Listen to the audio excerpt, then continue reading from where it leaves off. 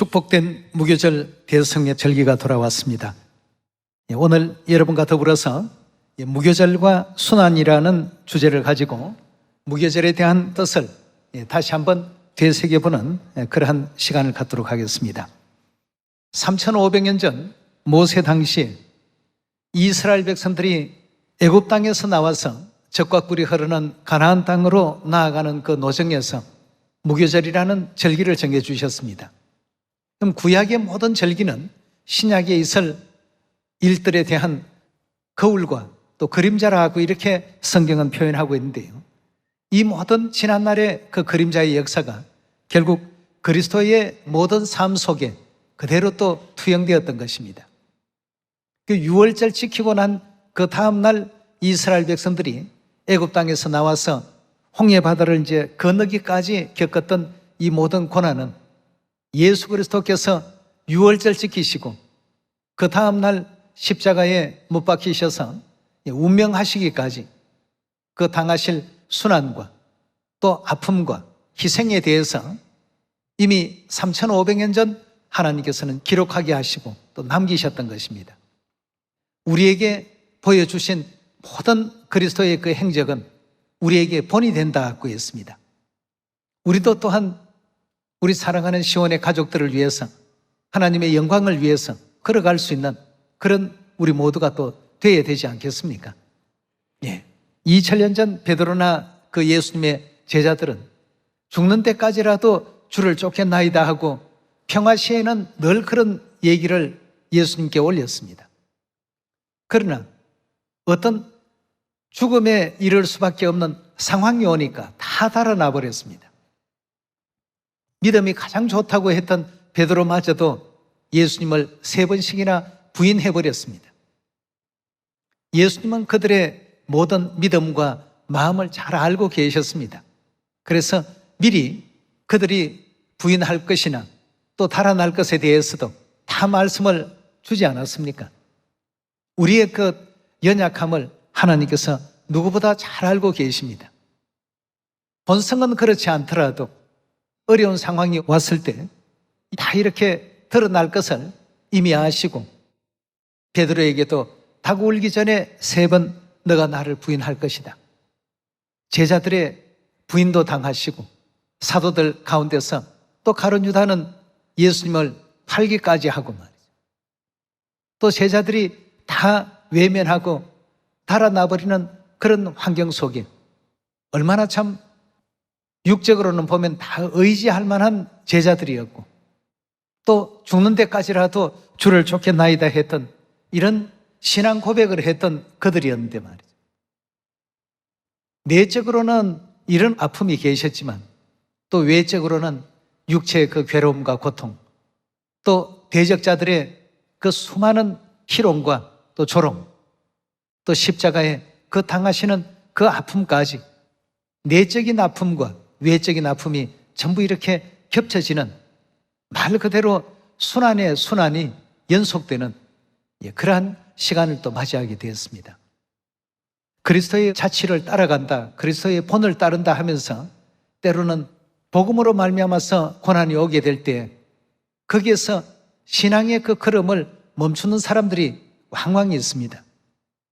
또 이 신앙의 길을, 천국 가는 그 길을 외면해버리고 돌이키는 사람들도 없잖아 있습니다.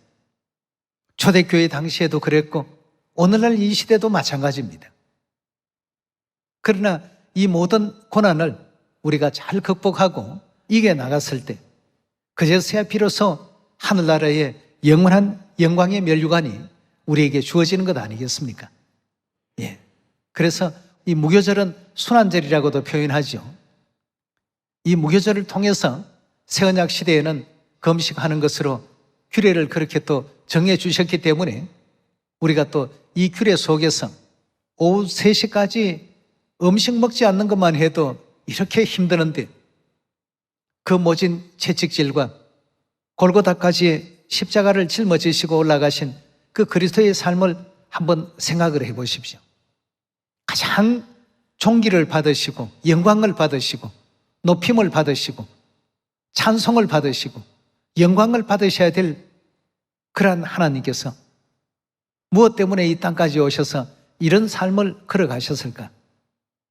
우리 죄인 구원하시고 살리시기 위해서 전부가 보면 내 죄 때문이었고 내 허물 때문이었고 나의 어떤 잘못으로 인해서 그리스도께 죄짐을 얹어들었다는 것을 우리가 또 생각할 때 우리 역시도 그리스도의 삶을 그대로 따르려면 세상의 때가 다 벗겨지지 못해서 이 진리 안에 들어온 그러한 시온의 가족들, 그들을 잘 또 건사해서 구원에 동참시킬 수 있도록끔 바른 길을 늘 인도할 수 있는 그런 우리 시온의 모든 형제 자매들이 다 되셔야 되겠습니다.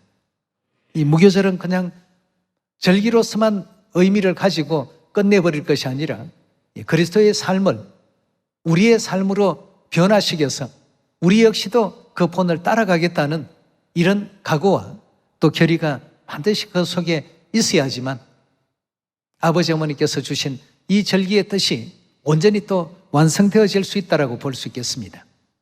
그렇다면 우리 레위기 23장을 열어서 구약의 이 무교절을 정해주신 그 뜻을 한번 되새겨 보도록 합시다. 레위기 23장 5절의 말씀 함께 보겠습니다.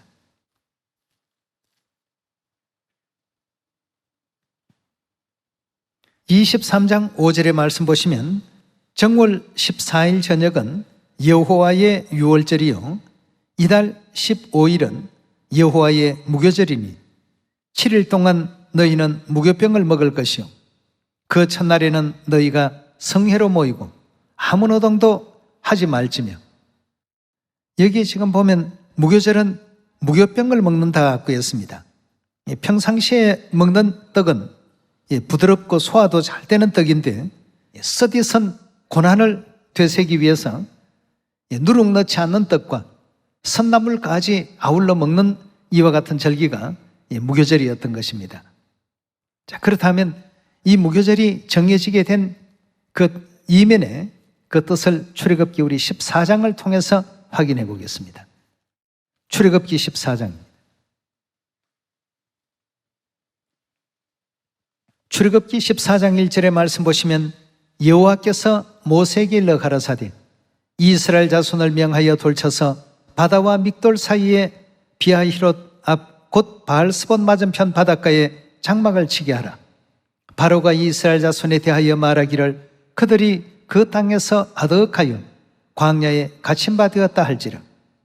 내가 바로의 마음을 강팍케 한즉 바로가 그들의 뒤를 따르리니 내가 그와 그 온 군대를 인하여 영광을 얻어 애굽 사람으로 나를 여호와인 줄 알게 하리라 하시며 무리가 그대로 행하니라. 혹이 백성에 도망한 것을 애굽 왕에게 고하며 바로와 그 신하들이 백성에 대하여 마음이 변하여 가로되 우리가 어찌 이같이 하여 이스라엘을 우리를 섬김에서 놓아 보내었는고 하고 바로가 곧 그 병거를 갖추고 그 백성을 데리고 갈새 특별 병거 600성과 애굽의 모든 병거를 발하니 장관들이 다 거느렸더라. 여호와께서 애굽 왕 바로의 마음을 강팍케 하셨으므로 그가 이스라엘 자손의 뒤를 따르니 이스라엘 자손이 담대히 나갔습니다. 애굽 사람들과 바로의 말들 병거들과 마병과 그 군대가 그들의 뒤를 따라 바알스본 맞은편 비하히롯 곁 해변 그 장막 친대에 미치니라. 10절입니다. 바로가 가까이 올 때에 이스라엘 자손이 눈을 들어본 적 애굽 사람들이 자기 뒤에 미친지라. 이스라엘 자손이 심히 두려워하여 여호와께 부르짖고 그들이 또 모세에게 이르되 애굽에 매장지가 없으므로 당신이 우리를 이끌어내어 이 광야에서 죽게 하나뇨. 어찌하여 당신이 우리를 애굽에서 이끌어내어 이같이 우리에게 하나뇨. 우리가 애굽에서 당신에게 고한 말이 이것이 아니뇨. 이러기를 우리를 버려두라. 우리가 애굽 사람을 섬길 것이라 하지 아니하더뇨. 애굽 사람을 섬기는 것이 광야에 죽는 것보다 낫겠노라. 모세가 백성에게 이르되 너희는 두려워 말고 가만히 서서 여호와께서 오늘날 너희를 위하여 행하시는 구원을 보라. 너희가 오늘 본 애굽 사람을 또다시는 영원히 보지 못하리라. 여호와께서 너희를 위하여 싸우시리니 너희는 가만히 있을지니라 하고 했습니다. 자, 이렇게 해서 애국 군대 추적을 받고 홍해를 건너기까지 이 괴로움과 고통은 계속 이어지게 됩니다. 하나님께서 낮에는 구름 기둥으로 밤에는 불 기둥으로 그들을 인도하시는 이와 같은 그 영광의 모습 가운데서도 이들은 애국 군대를 더 두려워했습니다. 그래서 홍해를 무사히 다 건너기까지 그들이 겪었던 이 고난을 영원히 잊지 않도록 하나님께서는 매년 정월 15일 이날을 택해서 무교절이라는 절기를 정하시게 된 것입니다. 우리도 영적 영원한 또 천국 가나안 들어가는 그 순간까지 그리스도께서 겪으셨던 모든 일들을 잊지 아니하고 항상 우리 영혼에 아로새길 수 있어야 되겠습니다. 유월절을 지키고 그 다음에 겪으셨던 그리스도의 이 순환의 그 모든 과정을 결코 잊지 않는 우리가 되어야 되겠고요. 우리도 어떤 고난 속에서라도 그 고난에 좌절하고 무너져서는 안 되겠습니다. 그 고난을 통해서 그리스도의 삶을 배워가야 되겠습니다.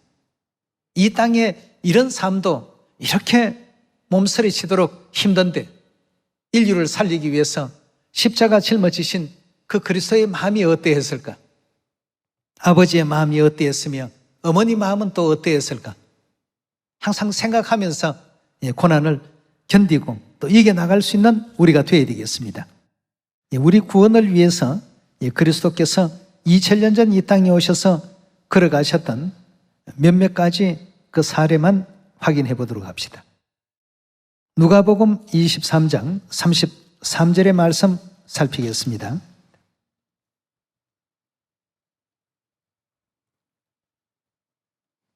해골이라는 곳에 이르러 거기서 예수를 십자가에 못 박고 두 행악자도 그렇게 하니 하나는 우편에 하나는 좌편에 있더라. 이에 예수께서 가라사대 아버지여 저희를 사하여 주옵소서 자기야 하는 것을 알지 못함이니이다 하시더라. 저희가 그의 옷을 나누어서 제비를 뽑을세 백성은 서서 구경하며 관원들도 비웃어 가로되 저가 남을 구원하였으니 만일 하나님의 택하신 자 그리스도여든 자기도 구원할지어다 하고 군병들도 희롱하며 나와 신포도주를 주며 가로되 내가 만일 유대인의 왕이거든 너가 너를 구원하라 하더라. 그의 위에 유대인의 왕이라선 패가 있더라. 달린 행악자 중 하나는 비방하여 가로되 내가 그리스도가 아니더냐 너와 우리를 구원하라 하되 하나는 그 사람을 꾸짖어 내가 동일한 정죄를 받고도 하나님을 두려워하지 아니하느냐 우리는 우리의 행한 일에 상당한 보응을 받는 것이니 이에 당연하거니와 이 사람의 행한 것은 옳지 않는 것이 없느니라 하고 가로되 예수여 당신의 나라에 임하실 때 나를 생각하소서 하니 예수께서 이르시되 진실로 내게 이르노니 오늘 내가 나와 함께 낙원에 있으리라 하시더라고 했습니다. 누가복음 23장 33절에서 39절까지의 그 광경을 보니까 각양각색의 희롱꾼들, 조롱꾼들, 또 회방꾼들 이런 사람들이 모여서 별의별 종류의 조롱과 희롱을 서슴지 않습니다. 좌편에 있는 강도마저도 자기는 참 흉악한 죄로 말미암아 십자가형을 당하지만 예수님은 아무런 죄 없이 십자가에 달리셨는데도 불구하고 백성들과 함께 희롱하고 조롱하는 모욕적인 그 광경을 2000년 전 아버지께서 우리를 살리러 이 땅에 오셔서 겪으셨던 장면을 지금 보고 있습니다. 마태복음 26장 62절의 말씀 같이 보겠습니다.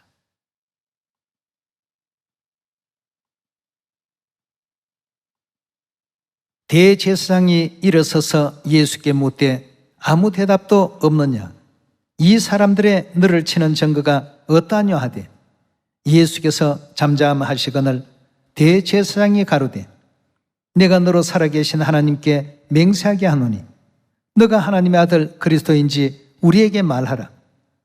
예수께서 가라사대 내가 말하였느니라. 그러나 내가 너희에게 이르노니 이후에 인자가 권능의 우편에 앉는 것과 하늘 구름을 타고 오는 것을 너희가 보리라 하시니 이에 대제사장이 자기 옷을 찢으며 가로되 저가 참남한 말을 하였으니 어찌 더 정인을 요구하리요. 보라, 너희가 지금 이 참남한 말을 들었도다. 생각이 어떠하뇨? 대답하되 저는 사형에 해당하니라 하고, 이에 예수의 얼굴에 침을 뱉으며 주먹으로 치며 혹은 손바닥으로 때리며 가로되 그리스도야, 우리에게 선지자 노릇하라. 너를 친 자가 누구냐 하더라 하고 했습니다. 피조물들이 조물자 하나님께 이 같은 일들을 자행하면서 그 죄값을 자기와 자기 자손들에게 돌려달라고 스스럼없이 얘기하고 있습니다. 27장 27절로 넘어가겠습니다. 27절의 말씀 보겠습니다. 이에 총독의 군병들이 예수를 데리고 관정 안으로 들어가 온 군대를 그에게 모으고 그의 옷을 벗기고 홍포를 입히며 가시멜류관을 엮어 그 머리 위에 씌우고 갈대를 그 오른손에 들리고 그 앞에서 무릎을 꿇고 희롱하여 가로되 유대인의 왕이여 평안할지어다 하고 그에게 침을 뱉고 갈대를 빼앗아 그의 머리를 치며 희롱을 다한 후에 홍포를 벗기고 도로 그의 옷을 입혀 십자가에 못 박으려 끌고 나가더라 하고 했습니다. 누가복음 23장 말씀이나 마태복음 26장 말씀이나 또 마태복음 27장 말씀이나 그리스도께서 당하신 그 부분들을 부분 지금 우리가 보더라도 과연 우리 육의 아버지가 죄도 없는데 이런 일을 당하고 있다라고 한다면 자식된 입장에서 우리의 마음이 어떠하겠습니까? 이건 참으로 견딜 수 없는 일이고 이 조롱과 이 모욕을 현장에서 눈으로 바라보게 된다면 참으로 이런 일들이 있을 수 있겠는가 말이에요. 근데 알고 보니 이런 일을 전부 우리가 저질렀던 죄로 말미암아 대신 당하셨다는 것을 생각해 볼 때 오늘의 우리의 마음가짐을 어찌해야 될 것인가를 한번 생각해 볼 수가 있겠습니다. 그래서 예수님께서 이제 그리스도의 생애를 너희가 살아가려면 이 죄악된 세상에서 다 각자 자기 십자가를 짊어지고 나를 따라와야 된다. 이것이 이제 영원한 천국으로 돌아갈 수 있는 방법이요 길이라는 사실을 알려주십니다. 마태복음 우리 16장으로 넘어가겠습니다. 마태복음 16장 24절의 말씀 보시면 이에 예수께서 제자들에게 이르시되 아무든지 나를 따라오려거든 영원한 천국까지 우리가 가기 위해서 그리스도를 따라가려거든 자기를 부인하고 자기의 어떤 자존심, 자고하는 마음 모든 것을 다 부인하고 자기 십자가를 지고 십자가라고 하는 것은 실제 십자가가 아니고 고난을 의미하는 것이죠. 그 고난을 짊어지고 나를 다 따라야 된다고 했습니다. 25절의 말씀 보시면 누구든지 제 목숨을 구원코자 하면 잃을 것이요 누구든지 나를 위하여 제 목숨을 잃으면 찾으리라. 여기에 그리스도께서 우리 모든 시온의 자녀들에게 당부하신 말씀이 있다면 다 각자 나를 따라오려거든 자기를 부인하고 자기 십자가를 짊어지고 나를 쫓으라 하고 했습니다. 자기를 높이는 마음, 교만한 마음 이런 모든 것을 다 내려놓고 오직 인류를 구원하겠다는 한 가지 마음만으로 십자가를 짊어지고 나를 온전히 따라야 된다는 것이 이 무교절의 정신이라고 볼 수가 있겠습니다. 아버지께서 걸어가셨던 이 모든 일들은 이사야 선지자가 이사야 53장에 정확히 예언을 했습니다. 그가 찔림은 우리의 허물을 인합니다. 그가 상함은 우리의 죄악을 인합니다. 결국 그 모든 원인 제공이 전부 자녀로 말미암아서 이런 일들이 벌어지게 되었다는 이 사실을 오늘날 우리는 잊어서는 안 되겠습니다. 이걸 잊어버리게 된다면 형제 자매들에 대해서도 우리가 함부로 대해지게 될 것이고 이걸 잊어버리게 된다면 그리스도의 그 삶과 생애를 온전히 또 따를 수 있는 이런 어떤 믿음을 우리가 갖지 못하게 될 것입니다. 결단코 그리스도의 생애를 잊지 않고 아버지 걸어가신 길, 어머니 걸어가신 모든 희생과 고난을 잊지 않는 여러분과 제가 꼭 되도록 합시다. 자, 그렇다면 이런 그리스도의 생애 속에 고난 가운데서 우리가 배워야 할 부분이 베드로전서 2장으로 말씀 한번 옮겨보도록 합시다. 베드로전서 2장 19절의 말씀 보겠습니다.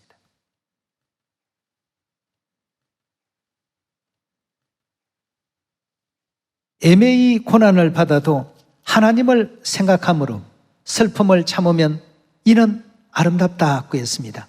우리가 고난 당하고 어려움 당하고 괴로움을 겪을 때 항상 하나님을 먼저 생각해 봐야 되겠습니다. 하나님은 내가 겪는 일보다 더한 것도 다 우리 위해서 감당해 주셨는데, 그 길을 걸어가 주셨는데, 슬픔을 참으면 이는 아름다우나 20절입니다. 죄가 있어 매를 맞고 참으면 무슨 칭찬이 있으리요. 오직 선을 행함으로 고난을 받고 참으면 이는 하나님 앞에 아름다우니라. 21절입니다. 이를 위하여 너희가 부르심을 입었으니 그리스도도 너희를 위하여 고난을 받으사 너희에게 본을 끼쳤다고 했습니다. 이 고난의 본을 끼쳐 그 자취를 따라오게 하려 하셨느니라고 했습니다. 22절의 말씀 보시면 저는 죄를 범치 아니하시고 그 입에 괴사도 없으시며 욕을 받으시되 대신 욕하지 아니하시고 고난을 받으시되 위협하지 아니하시고 오직 공의로 심판한 자에게 부탁하시며 친히 나무에 달려 그 몸으로 우리 죄를 담당하셨으니 이는 우리로 죄에 대하여 죽고 의에 대하여 살게 하려 하심이라. 저가 채찍에 맞음으로 너희가 나음을 얻었나니라. 너희가 전에는 양같이 길을 잃었더니 이제는 너희 영혼의 목자와 감독 되신 이에게로 돌아왔느니라 고 했습니다. 우리가 시온의 모든 형제 자매들 하나하나를 하나님 품으로 바르게 인도해가는 모든 과정에는 그리스도의 이와 같은 고난을 항상 잊지 않고 따를 수 있는 내용이 있어야만 영혼을 살려낼 수 있다는 것을 사도 베드로는 베드로전서 2장에서 이같이 또 말하고 있습니다.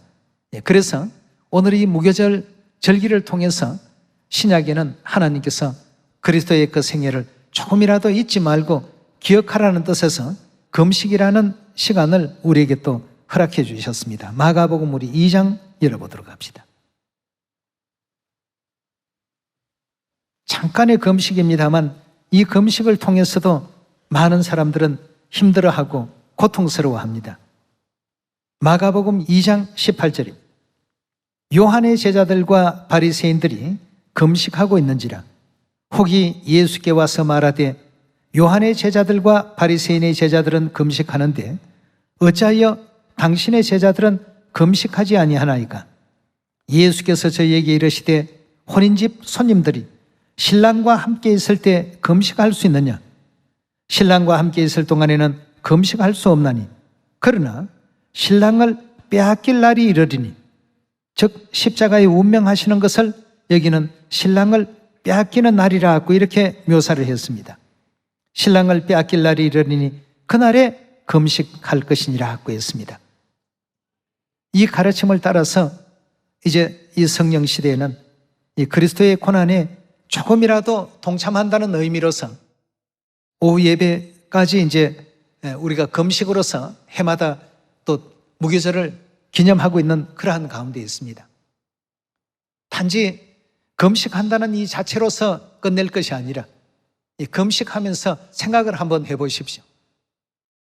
그리스도께서 유월절 이후에 밤새도록 한잠 못 주무시고 겟세마네 동산에서 기도하시고 장차 받으실 그 고난을 생각하시면서 이마에 흐르는 땀이 핏방울 같이 되었더라 하신 그런 광경만 보더라도 얼마나 참 그 순간이 고통스러운 순간이고 또 안타까운 순간이며 힘든 시간이었는가를 우리가 또 엿볼 수가 있지 않습니까?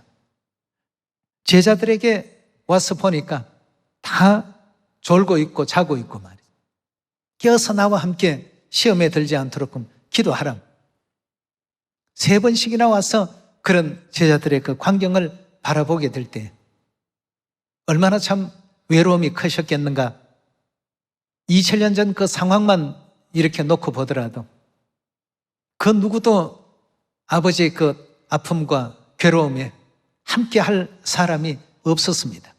다 달아나기 급급했고 그 상황을 모면하기에 급급하다 보니까 부인까지 하고 또 어떤 제자는 은전 30냥을 받고 팔기까지 하고 말이죠. 이런 외로움의 시간이었다고 볼 수 있겠습니다. 너희가 한시도 나와 함께 깨어 있어서 기도할 수 없더냐. 그렇게 깨워놓고 가시고 또 기도하시다가 또 와서 보면 또 자고 있고, 이게 이제 우리의 모습이었습니다. 십자가의 아픔도 아픔이지만 그 고통도 고통이지만 그리스도의 그 삶에 그 누구도 위로가 되지 않고 위안이 되지 않고 함께 할 수 없었다는 것. 이제 2000년이라는 긴 시간이 흘렀습니다. 영원한 천국도 이제 많이 가까워졌습니다. 우리 모두는 이제 성부 시대와 성자 시대를 거쳐서 성령 시대에 살고 있습니다.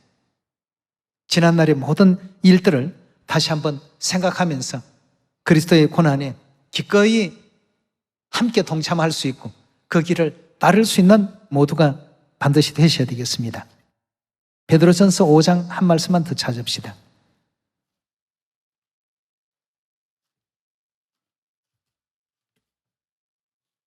베드로전서 5장 10절의 말씀 보겠습니다. 모든 은혜의 하나님 곧 그리스도 안에서 너희를 부르사 자기의 영원한 영광에 들어가게 하시니가 잠깐 고난을 받은 너희를 친히 온전케 하시고 굳게 하시고 강하게 하시고 틀을 견고케 하시리라 하고 했습니다. 우리가 이 땅에서 당하는 여러 가지 그 고난은 결국 우리 믿음을 온전케 해주시고 우리 믿음을 굳게 해주시고 우리 믿음을 강하게 하시고자 하시는 하나님의 섭리가 항상 그 속에 있다는 것을 잊지 않고 어떤 어려움 내용들을 회피만 하려고 할 것이 아니라 그 어려움을 잘 또 이겨내고 극복할 수 있는 자녀들이 다 되시길 부탁드리겠습니다. 하나님을 항상 생각합시다. 우리 죄를 사해 주시려 이 땅까지 오셔서 그 같은 일도 겪으셨는데 내가 당하는 일은 1점이야. 이렇게 이겨낼 수 있는 무교절을 절기를 올바르게 또 이해해서 영원한 천국까지 무사히 또 당도할 수 있는 천국 자녀들이 다 되시기를 부탁드리면서 말씀 마치도록 하겠습니다. 감사합니다.